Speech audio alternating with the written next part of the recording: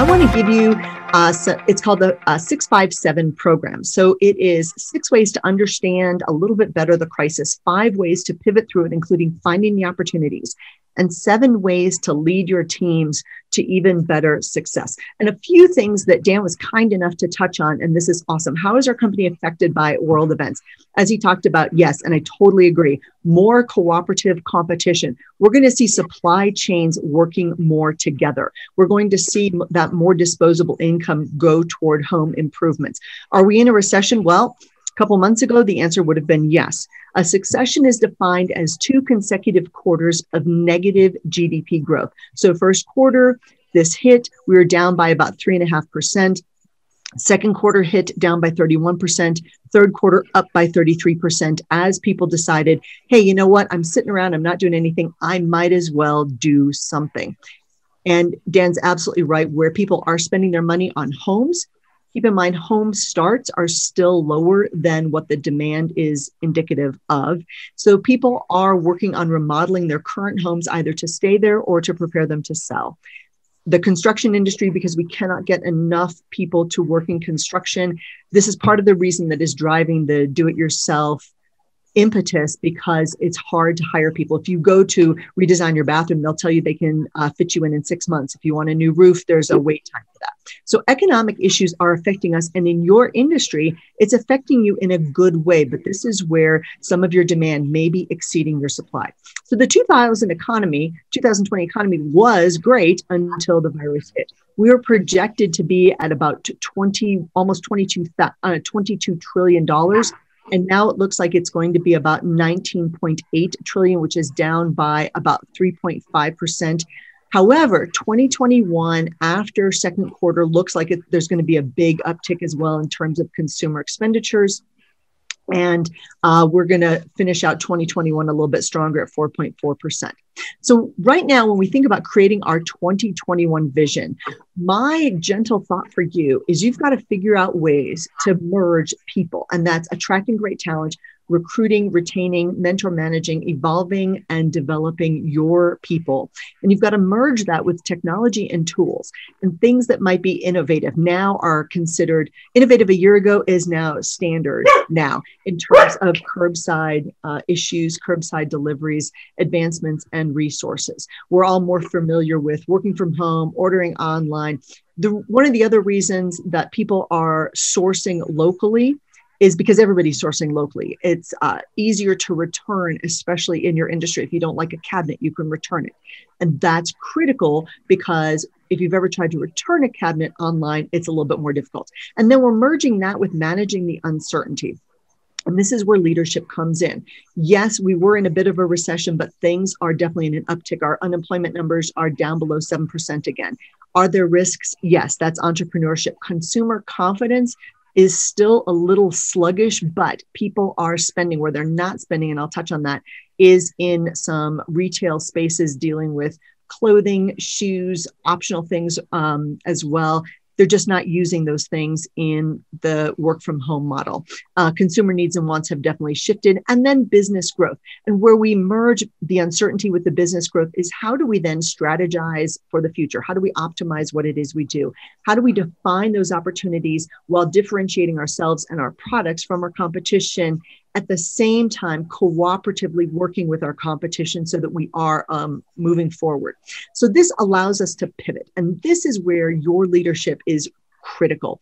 This is where we need people to lead people into the new reality. And this is what we're getting to.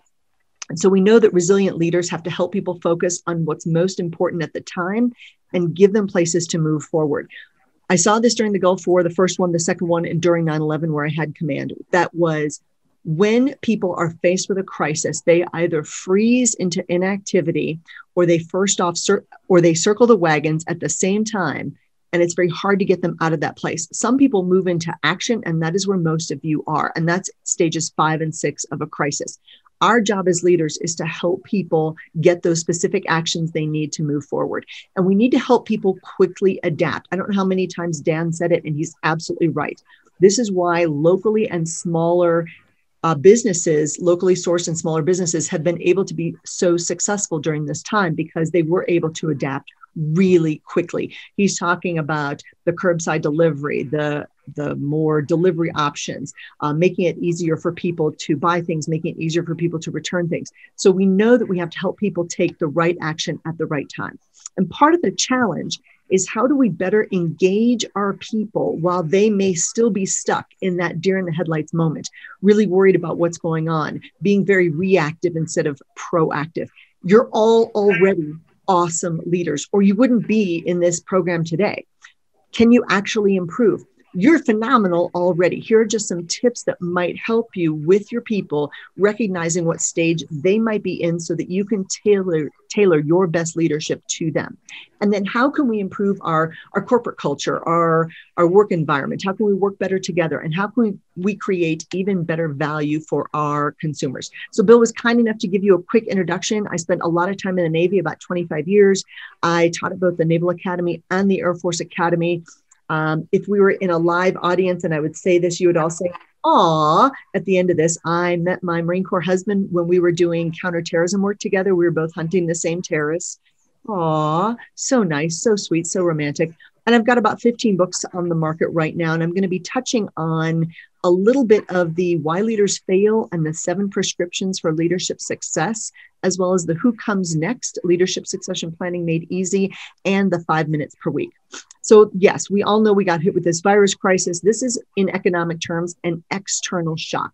Nobody could have predicted it. Nobody knew it was coming, and it caught everyone. So our job then as leaders is to react appropriately. And this is the 6 stages of a crisis, understanding that, the 5 steps to pivot out of it, and the leadership reminders to lead through it. This situation is very different because it has affected the entire world. Most recessions only affect a given region or a given country. This has affected the entire world. And so we're seeing some of this. So the first stage, of course, is the rejection stage. In the very beginning, our brain says, oh, it's not that bad. It won't really affect me. And for some of us, we said it's just like the bad flu. That was certainly my response. I thought, okay, another virus, so what? We're humans. We've been on the planet for millennia. We've been walking around as virus carriers and we're full of bacteria. It's just like another bad flu. Well, this is a little bit different because of, again, our more modern globalization means we are traveling more, we're spreading the diseases more. The reason that Italy got hit so hard is because this did originate in China. And of course, the Belt and Road, the big initiative in Europe, is in Italy, which meant there's more communication, more air travel between China and Italy. And this is why they got hit harder, because they had more goods and people coming in from China during that time. So the first stage is the rejection phase. And then we start to say, okay, this might affect us in the short term. What do we need to do? Some of us went out and bought masks. My local hardware stores were very quick to grab masks and start passing them out as people walked through the stores because none of us had masks. I don't know about you. I didn't have any masks. Why would I? People said, well, you can wear a bandana. Well, I wasn't planning on robbing a bank either. I'm not Billy the Kid. I'm not in healthcare. So when we look at this, the stores that were really proactive in the beginning grabbed their hand sanitizer, put them at the front of the stores. And in the short term, they were just making do. These are Band-Aid fixes. And then we get into the recognition phase where we say, all right, I can save money on commuting. I can work in sweatpants or yoga pants or short pants or no pants, whatever works for you. And then I have to work from home. I get to work from home. And that goes back and forth depending upon what your home situation looks like. Now, your home, and I've seen some of your lovely backgrounds, looks pretty good, but a lot of your employees are not. Their homes may not be great places. This is why homeschooling kids, we have this vision of everyone sitting around the kitchen table happily doing their homework, but that is just not the case in a lot of households. And then we say, I'll have more time with family. I'll have more time with family. How much more time with family? Really, how much more time? And this is the recognition phase. And in that phase, we say, all right, maybe let's call in some reinforcements. Let's call in a grandparent.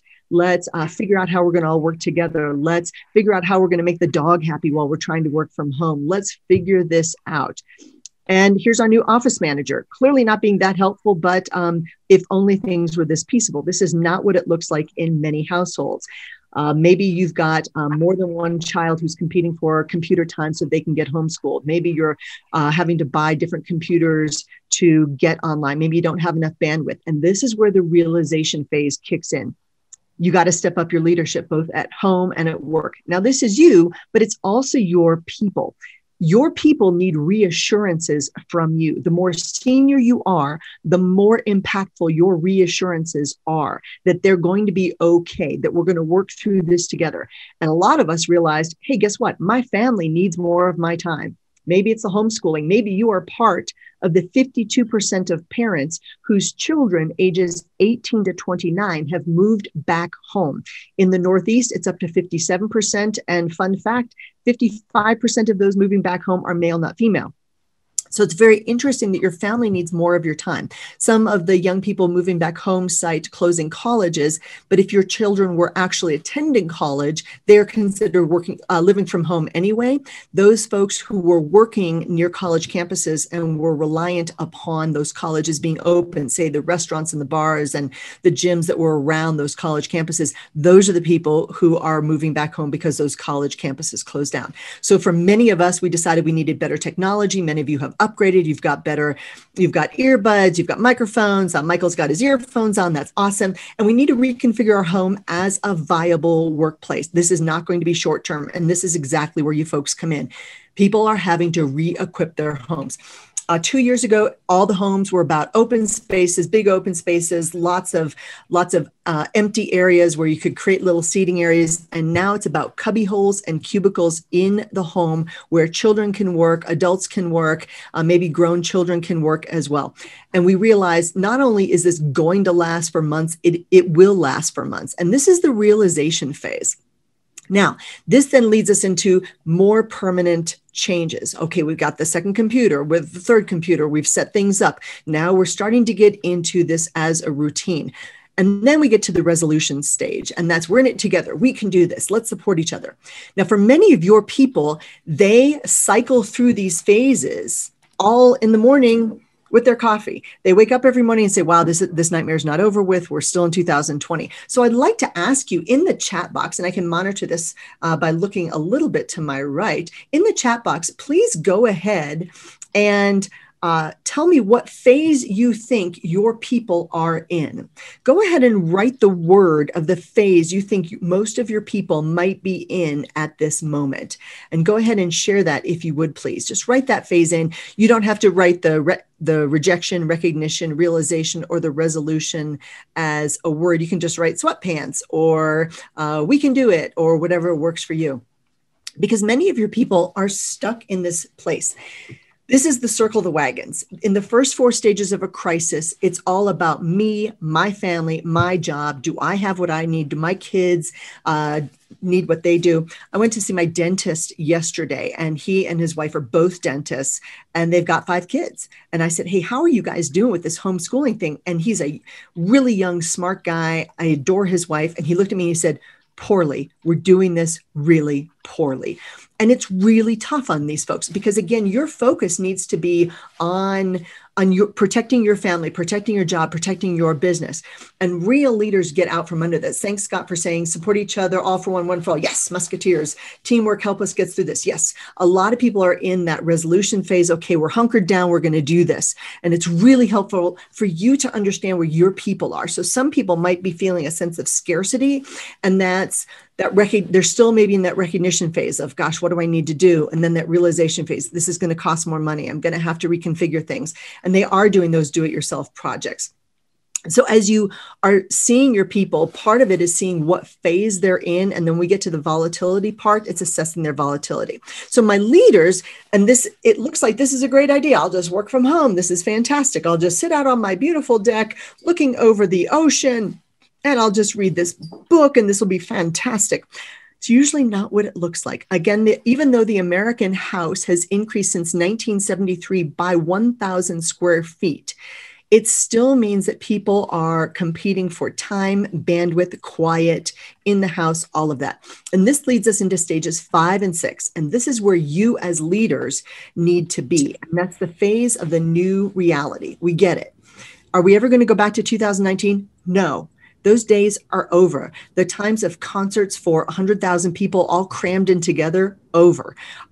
This is where many of my entertainment folks are really struggling. The big convention centers are going to be needed, but there's going to be far fewer people in those spaces moving forward, even with a vaccine. So thousands of details will change.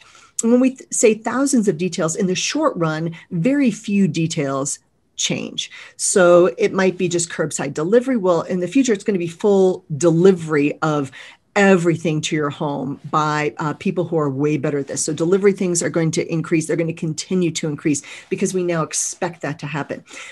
In the short run, again, not so many details change, few temporary signs, you laminate them, maybe you put them in a plastic sheeting or something like that to hang outside. But moving forward, everything is on the table. So think about the last time you bought a car. Maybe if you bought a new car, you got to pick a color: blue, green, silver, black, gray, whatever it looks like. And maybe you got to choose between leather seats and cloth seats. And maybe you got to pick a sunroof versus not a sunroof. What does that look like? But in the future, every single detail about that vehicle will change. You'll be able to customize every single color, even a color that's not been invented yet. You can create it and design it. That every detail is on the table, including whether or not it has an engine and runs on gas. Maybe it runs on solar power. Everything is on the table. And that's where leaders need to be, is where are the big, big futuristic changes? Because we know bringing people together is going to be more difficult. So how do we then get to our consumers and our customers? And this is where the realignment phase kicks in. And this is stage 6. And stages 5 and 6 are very outwardly focused, while the stages 1 through 4 are inwardly focused. What can I do to support my customers? How do I work cooperatively with my competition? And maybe you share things back and forth. Hey, I've got extra refrigerators, or I've got this, or I've got this truck that's going from Wichita to Kansas City if you need to throw anything on the truck. Where can we improve our processes to best serve our customers, our people, and our business? What do we need to do differently moving forward that makes things more efficient, more effective, and allows us to, again, better serve? How does this change our leadership? The quick answer there, we have to be more involved, not in a micromanaging way, but simply because if you're the person who is at a senior level, your influence, your words carry weight, and people need to hear from you. They need that reassurance from you. How does this change our organizational strategic planning? It means we've got to be more adaptive, more available to see what's going to happen next, more responsive to changing consumer needs. How do I equip my team to better manage change? Remember, folks, the habenula of our brain, that's the part of our brain that governs our actions and behavior. It doesn't like change. This is why some of your people are really suffering. It's not because they're not necessarily resilient. That's not it. It's because the habenula says, no, don't change. That's kept you alive for millennia. This has worked for you. Don't change. The great thing about it is once you see the change, or once people realize they do have to do this, we do adapt fairly quickly. But for many of us, the older we are, it's not that, and some of you folks who are a little bit younger, it's not that we older people resist change. It's because there's just more operating systems. So think about it that way. Our operating system was maybe developed, if you're Dick, maybe that operating system was developed, 85 years ago. For some of us, a couple decades ago, several decades ago. And every time there's a new change, it's like imposing another operating system without deleting all the old things. So in the managing change department, you have to remember that people go through a sense of denial, resistance, exploration, and then commitment before they get it. And I'm right there with you. How many times have you left your car, you go up to the store and realize, wait, I'm breathing pretty well. Oh, forgot the mask. Turn around, go back to the car, dig through the car, look for the mask, can't find a mask, dig through the back seat where the kids and the dogs have trampled. You pull out a wadded mass of a disposable mask that's been used God knows how many times, and it's filthy and dirty, but you're going to put that on your face because that's going to make you safer. And it's just not a habit yet for some people. So we need to understand that some people adjust to change slower than others, but also because it's not a habit that was ingrained in us. So where do we need to allocate our resources? And this is where many businesses have had to spend extra money on the cleaning and the sanitation, and then show people that they're doing this. It's not enough to do it. Now you have to tell people you're doing it. And what do we need to create and develop in order to prosper moving forward? And how do we respond quickly to what our markets and our consumers need? And the quick lesson here is we have to listen to our consumers and make sure that we are hearing what it is they're saying. One of the questions I know that a lot of stores ask is, why did you buy this particular product? okay, because it's what I wanted, or because you didn't have what I actually wanted, or because it was available quickly instead of what I really wanted, which was available in 3 months. How do we listen to our customers better so that we are giving them what it is they need? And then how do we personally stay focused? I'm going to share with you my productivity sheets. I do one each and every day of my life. I'm giving those to you in kiwilive.com. That is where my resources are living for you. And I'm going to put that in the chat box right now. KiwiLive.com, keyword dog, has all of my resources. It's got these phases, my productivity sheet, my productivity week, the books that you're getting today, all the really fun stuff. And I'll remind you of that as well. But we've got to stay super laser-like focused on what we need to do. And this is tough when we're not sure of what it is we do. We do have to position ourselves for the future. So these are the questions that my leaders are asking right now in order to keep themselves where they need to be. And this is what this looks like for leadership. This is the new reality. This is the new realignment. How do we better respond to changing aspects of what our consumers need? Again, very outwardly focused. And this is in Kiwi Live. So how do we best lead through a crisis? Well, we know we've got to get our people to take the right action. And this is tough when, again, they're kind of looking in the deer in the headlights moment. What do we do next? What do we do next? Very reactive instead of proactive. We've got to be the calm leaders who react appropriately and get out ahead of it. So there's the Kiwi Live keyword dog that I just put in the chat box, and you can grab those resources. So this is the pivot part. This is the 5 ways to pivot through a crisis. It starts, I love acronyms. It's a military thing. I love acronyms. So pivot I use as an acronym. So the P, of course, is purpose. We have to help our people see that they are still important, that what we do is critical for other people. Being identified as essential helped a lot of people feel as though, wow, what I do is really important. We're really helping people. We've got to reiterate that purpose. And this can be conversations with your team. Hey, what's important to you? What is important about what it is we do? And what's important about your people? What's important to them? This is a question to ask your managers. Hey, what's important to your frontline staff right now? What's important to you? Ask the question about what it is they are valuing and why they feel a sense of purpose if they do. We know that suicide rates have increased. And partly this is because, and I've heard it with so many groups of people are feeling lost, even though people think, oh gosh, healthcare workers, clearly they've got a clear mission and purpose. They're feeling really lost too. And this has been a struggle. So we ask the question, what drives you? What motivates you? What motivates your people? And I asked a question to a group of engineers a couple months ago. I said, so what gets you out of bed in the morning?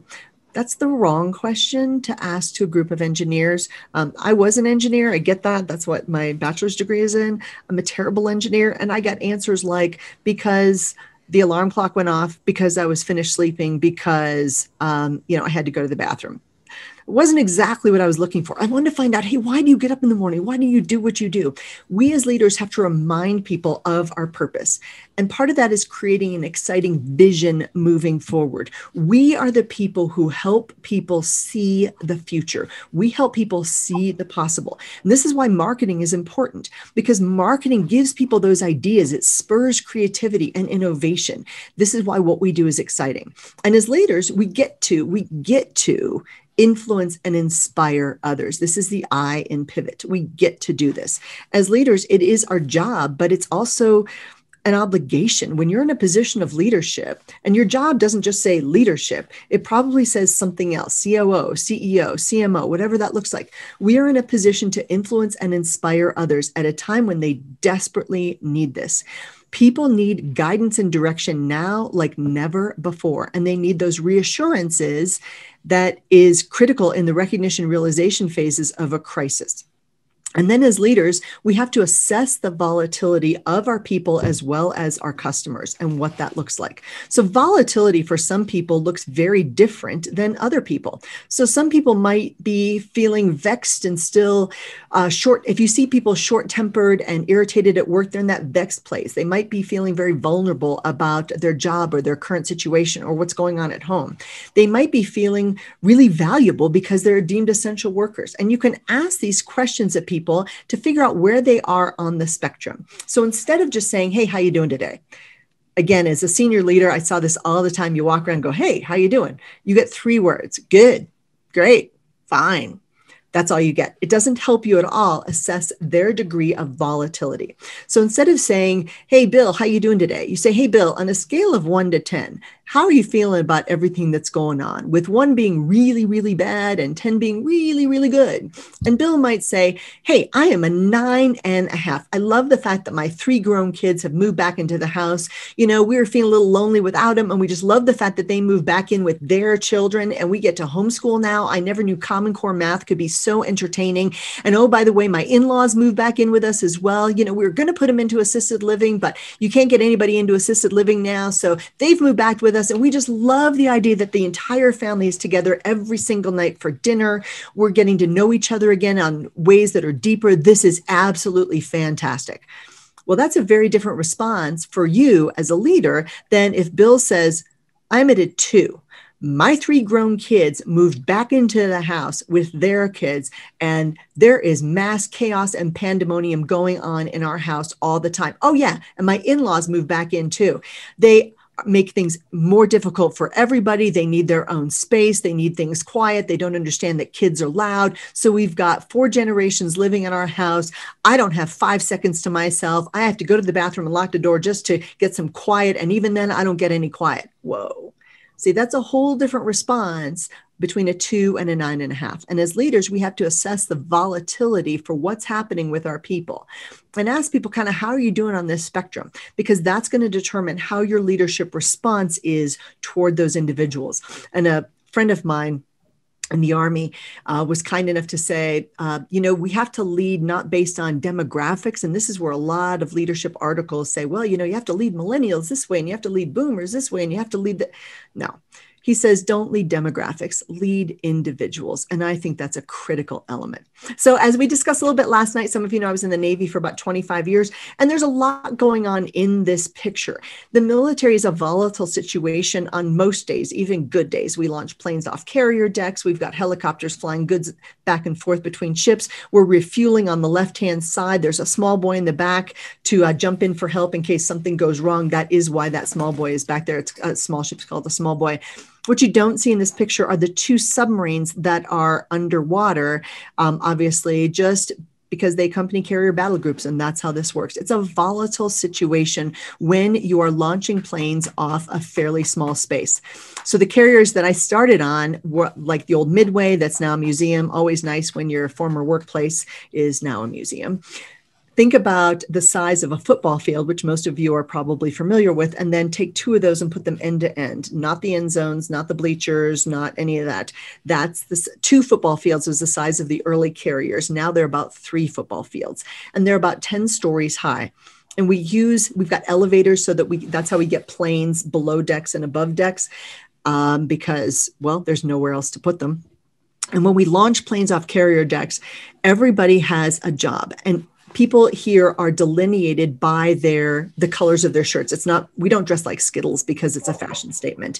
We delineate people's jobs with the color of their shirts so that from the bridge, we can look down and say, do I have my maintainers? Do I have my plane movers? Do I have my fuelers? Do I have my weapons folks? We can look really quickly by the color of their shirt and identify if people are in the right spot. And what you don't see on the left-hand side is about 12 feet lower where that plane on the left-hand side is. There's a cargo net. And the reason for that is if you're on that side and it looks like the plane is going to go off the side, it's happened enough times that we have cargo nets, everybody throws themselves into the cargo net so they don't get swept into the ocean by that plane skidding off the carrier deck. These are dangerous situations, and we deal with volatility all the time. And we get up close and personal to jet engines, which is also dangerous. And you have to remember that the average age of a person on a U.S. carrier deck is 19 and a half years old. That is the average age. And that includes everybody on that boat, which is about 5,600 people with the air wing. So we all have to work together to make sure that in volatile and crisis situations, we understand what it is we have to do, how we support the rest of the team, and the fact that our job is really important. And if somebody's having a bad day, we've got to be able to spot that with somebody else, because somebody's bad day and a mistake that they could make could be a very dangerous situation to somebody else. So in your industry, we have to see opportunities as they come up. Now, this is a terrible virus situation, and it's been compounded by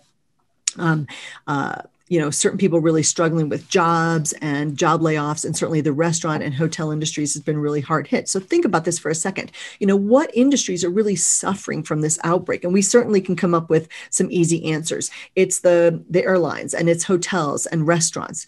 And many organizations have declared bankruptcy. Now, just because you declare bankruptcy, it doesn't mean you're out of business. But when we look at this list of stores declaring bankruptcy, there's some interesting trends. So Brooks Brothers, Century 21 Stores, not the real estate company, Lord & Taylor, J. Crew, JCPenney, GNC, which is a surprise to me, but it's the stores closing. It's not that the company is closing because more people are ordering online. The Ascena Retail, that's Lane Bryant and Ann Taylor, Neiman Marcus, Pier 1, Steinmart, lots of clothing related stores. But wait, there's more.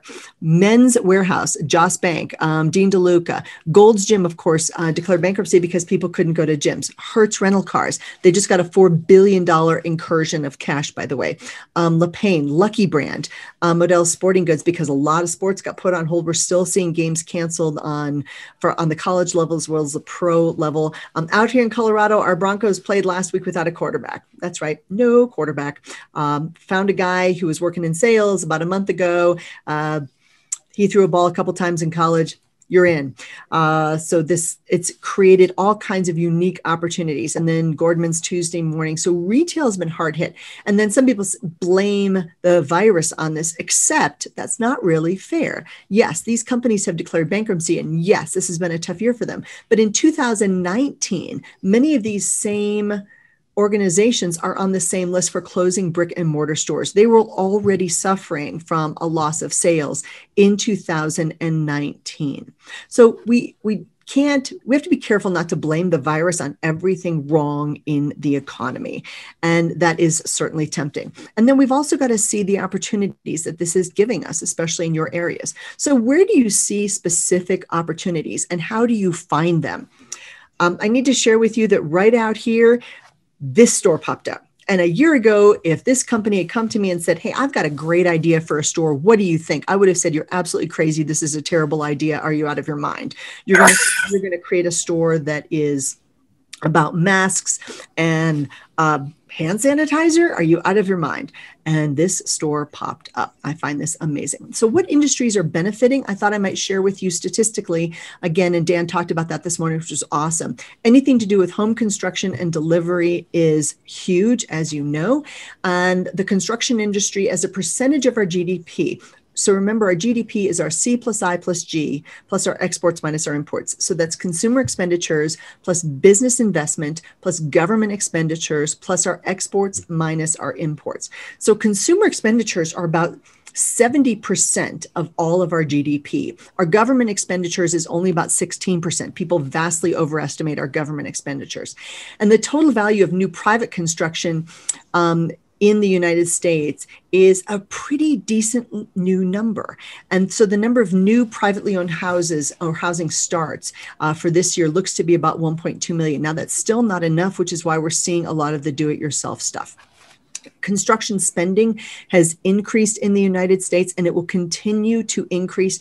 The Fed has come out and said that interest rates will stay low, which is allowing people to take out home loans to do more advanced renovations and remodeling. So that's good.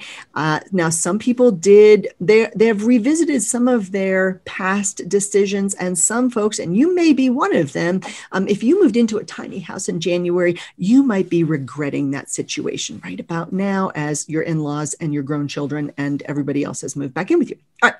So jobs.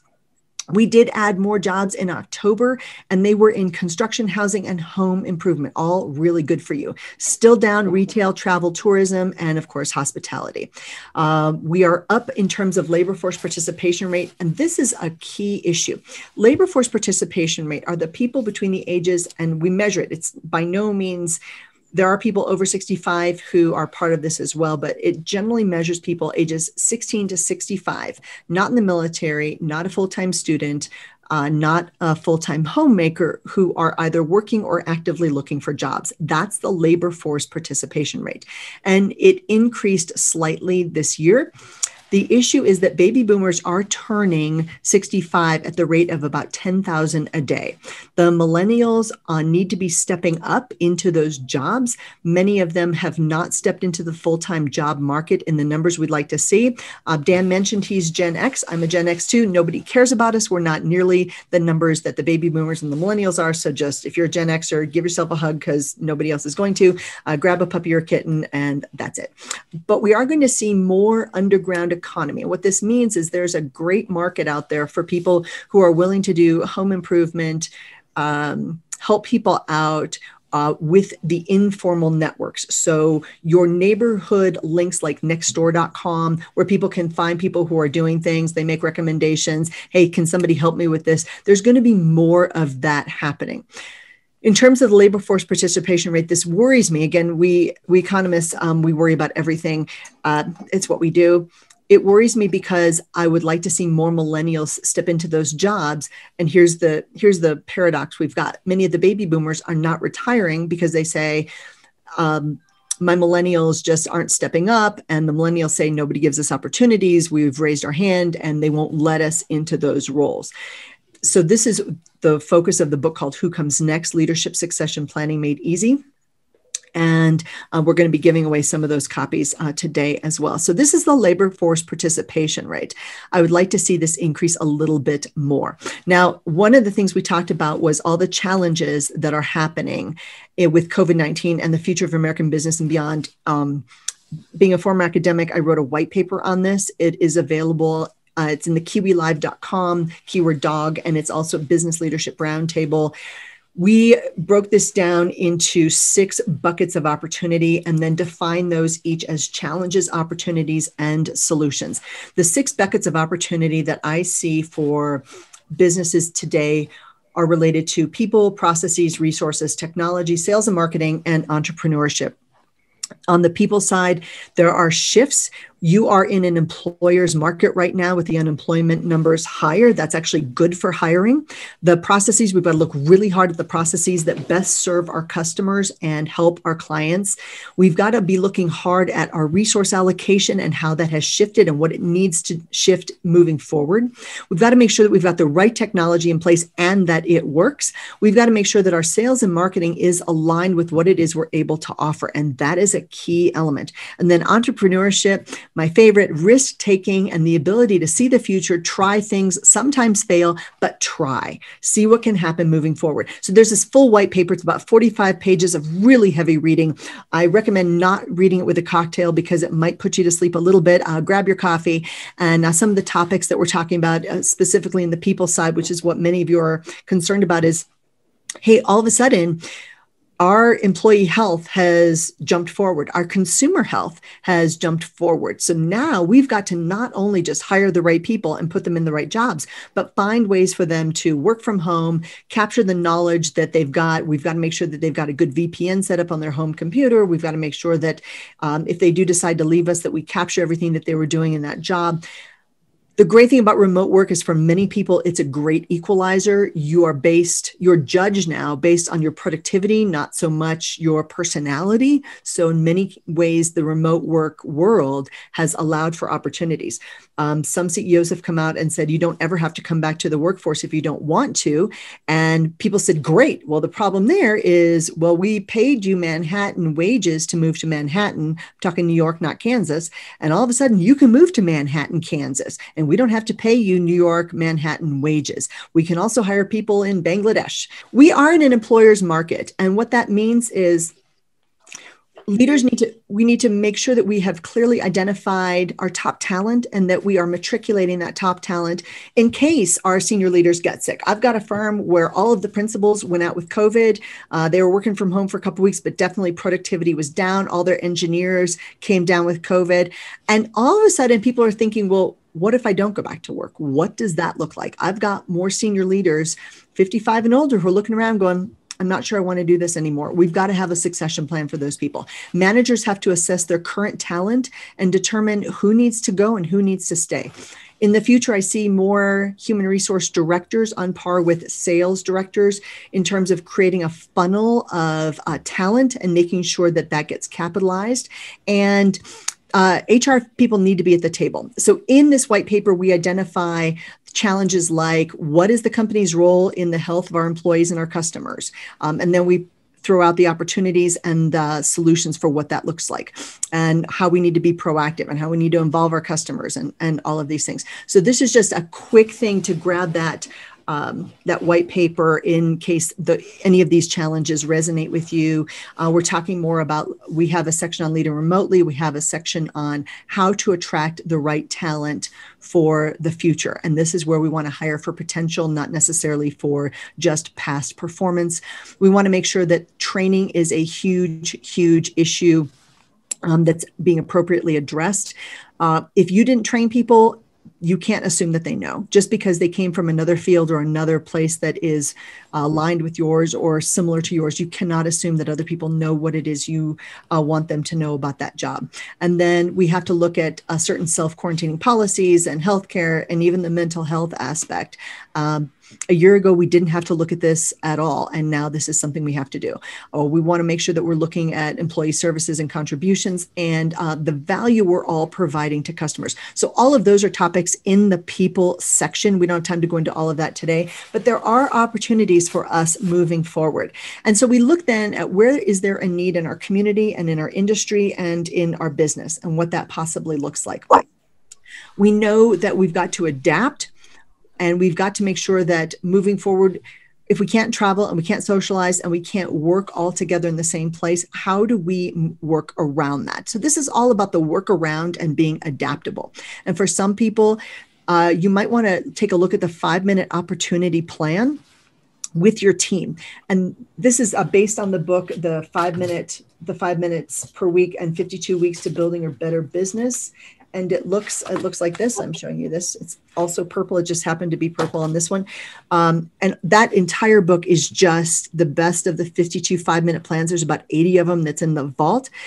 And the idea is you just take one plan per week and talk to your team about it and figure out where you're going to go forward. And I love this for November, December, and January, because it asks questions such as where do we best serve our clients or customers? Maybe you've got patients or members, whatever industry you might be in or your spouse might be in or partner. What are our people's immediate needs right now? Moving into the holidays, many people have expressed a sense that they're uncertain about the future. They need more reassurances. And you're saying, but I've never given them any idea that they wouldn't have a job. Well, they need more reassurances from you anyway. And my favorite question on this sheet is, in a year, what will we say was a great outcome of this situation? What are people going to look back at us and say, wow, Jerry did that really, really well. That was a brilliant idea. Or, wow, Ryan really responded fast. And part of that is thinking of the craziest situations for what this situation looks like. And then figuring out, well, is that crazy? Is that going to be a crazy situation? So remember, we don't like change, which means that once we get to that change, we accept it pretty quickly, but you have to give people the why. Hey, we're going to do this because it's better for our customers. And one of the questions I love to ask, especially for groups of people who don't like change, I say, well, if we don't change, what's going to happen? We're going to be out of business. We're going to be obsolete. We won't be relevant. And that's an issue. And so for some people, it's tough to see the opportunities when situations are changing really quickly. But great leaders are able to find those opportunities. Now, this doesn't mean taking advantage of people suffering. That is not what I am talking about. This is a really tough situation. But we've got to make sure that we as leaders are optimistic about this. And I'm not talking sunshine, unicorns, sparkles, and rainbows. According to the American Psychological Association, they say an optimist is someone who looks at a tough situation and says, you know what, I can make that better. And I think that is absolutely right. It's absolutely right. So again, look at where there are unmet needs, where we can best help, where can we best serve other people, where can we serve our team, and what do people need from us? And then think about for a second, what's the craziest possible idea for this? So really quickly, in the chat box, because it's very easy for us to complain about being a tough year. And you've had a lot of changes, but in many ways, besides business growth, what is a great way where this year has made something better? So if you throw a good thing in the chat box, I'm looking for one specific word, and people who put that specific word in there will get free copies of the book. And so jump on in there, write things in the chat box. Write one way where this year has made something better for your family, for your business, for your team, for your outlook, for your priorities, whatever that looks like. So I'm looking for a couple keywords there in the chat box. Terrific. Thanks for jumping on in there. Great, Dee. Thank you so much. John, more time with family. Terrific. Some people love that. Some people are like, how much more time with family do I need? Good. Tom says appreciation. Great. Getting to know employees better. Again, D, brought our team closer together and strengthened our resolve to succeed and take care of customers even more. More meals with family. Yes. Connecting with different team members, spending time with my almost 14-year-old dog, Darcy. You know you're going to get wine for that. You know you do. Had the time to actually do business planning. Yes. We are able to be more strategic. Fantastic. Productive at work and at home. Craig, that word productive is the word I was looking for. So you are getting the 5 minutes per week book. And if you will go ahead and you're going to text me or email me your address and I will get that. Michael says, no travel means a healthier lifestyle. I have started to get a tan from the inside of my refrigerator light, so I'm not sure that's true, but yes. So Craig, you're going to send me that. And empathy, the other one, that's the other keyword I was looking at because that is a new buzzword. So you get the Who Comes Next book. So that is D. Lawson. So you're going to need to send me. So I'm going to put my cell number in the chat box and I'm looking for one more word. And Jeff, given what really matters. Perfect. Yes. Jeff. So that's kind of what I was looking at. And that was priority. So you're going to need to send me your mailing address as well. And I'm going to get you the 5 minutes per week that comes with the online vault as well. This is a good exercise to do. Thank you so much for playing, everybody. And I appreciate that so much. And I've got Darcy down for wine. Perfect. This year's made a lot of things better. And it's very, very easy for people to focus on poor me. This has been really hard, all of these things. A very victim mentality. We've got to help our people, as many of our people as possible, get into stages 5 and 6 of the stages of a crisis so that they stop feeling sorry for themselves, stop feeling internally focused, and start looking outward. And that's where the growth happens. So thank you so much for playing. Jerry says more calls. Nice. Beautiful, beautiful, beautiful. I appreciate everybody so, so much. So one quick way to assess where you might want to spend your resources. And again, I'm all about the buckets of opportunity. And I encourage you to grab that white paper. And this is something I oftentimes spend a half an hour or more on with groups. This is the business growth assessment. It's in kiwilive.com, keyword dog, and I will put that into the chat as well. The idea here is, again, you do it yourself, and then you give it to your team members and see if you are aligned with where your organization thinks you need to be spending more resources. Now, do you do everything? No.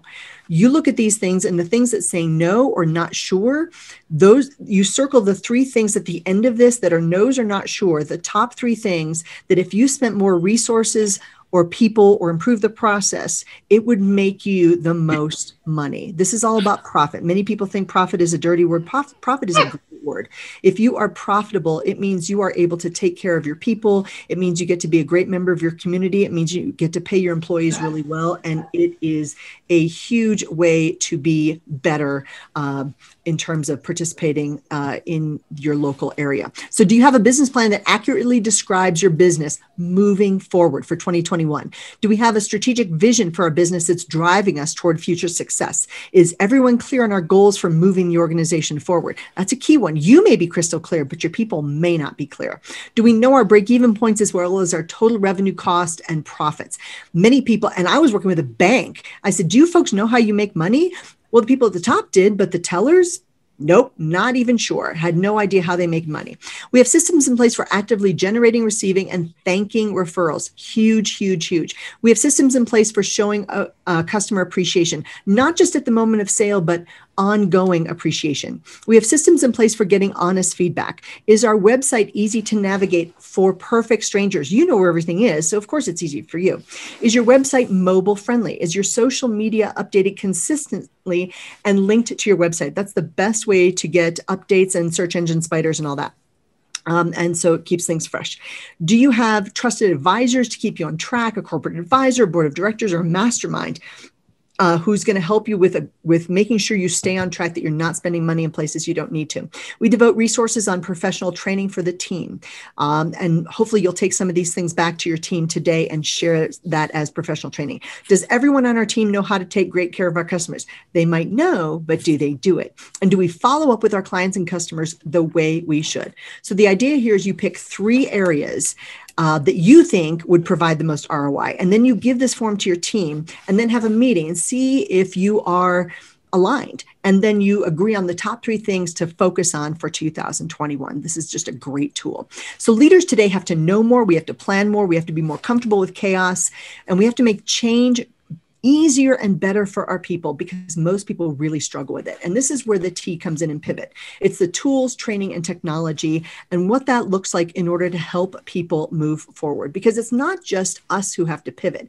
It's our people. We've got to have innovative ideas. We've got to adapt quickly. We've got to make decisive decisions that's going to help our organization. And we've got to creatively problem solve. And this has been a challenge for a lot of organizations. And leadership is an all-encompassing thing. And this is why my leaders sometimes are just really burned out. Some of my execs just call me and go, I'm just discouraged and burned out, and I'm supposed to be leading the team. And I'm like, okay, let's go back to where you know it has to be done. You've got to be the optimist. And as leaders, we just do not have the luxury of losing hope. So leaders need to pivot, but we also have to help our teams pivot. And this is what this looks like. So again, you're getting this 12 months of business growth and resources in Kiwi Live to help you with your team. And that's all in there. I recommend grabbing that, downloading it. Each one of those things are downloadable PDFs, so you can fill them in, send them out to your team, and that might help. This is the productivity sheet that I use each and every day to keep myself accountable and stay focused. There's also one that is chronologically based for appointments, schedules, reminders. Some people prefer this one. And then I want to share with you the magical one. This is the productivity week. The magic of the productivity week is that it identifies things in time in minutes. And the time in minutes is the anti-procrastination, which means that, let's say you've got something and you've been transferring it for every week, you're like, oh, I got to do it, got to do it, got to do it. But you just haven't done it because it's just not the highest priority, but you need to get it done. And all of a sudden you write down time in minutes, it's going to take me 7 minutes. Why am I procrastinating? And that's the, butt in seat, get it done moment. So this can also be really helpful with your marketing team managing projects. And for some people who just haven't gotten things done, all of a sudden you get a little frustrated. You're like, why aren't you getting this done? Well, maybe they don't have the software. Maybe they had a computer glitch. Maybe it's not their skill set. And this allows you to see what that might look like. So again, this is all at Kiwi Live, keyword dog. So grab that. So here's the leadership reminders. We've just got a couple more minutes. I, again, use an acronym for this, and the acronym is CLAMPER. Clamper. It started with my medical groups. They liked it. I'm sharing it with you. I agree. It's not the world's greatest acronym, but Clamper works for the crisis cheat sheet. First, people need your calm reassurance. In SEAL teams, we teach that calm is contagious, and they need you to be calm. They need your strategy. They need your presence and your vision in order to get through this. Be calm. The L is leading through the volatility. Your job is to help people see the possible, see the way out, and guide them through this with creative thinking and innovative ideas. It's critical to lead through the volatility.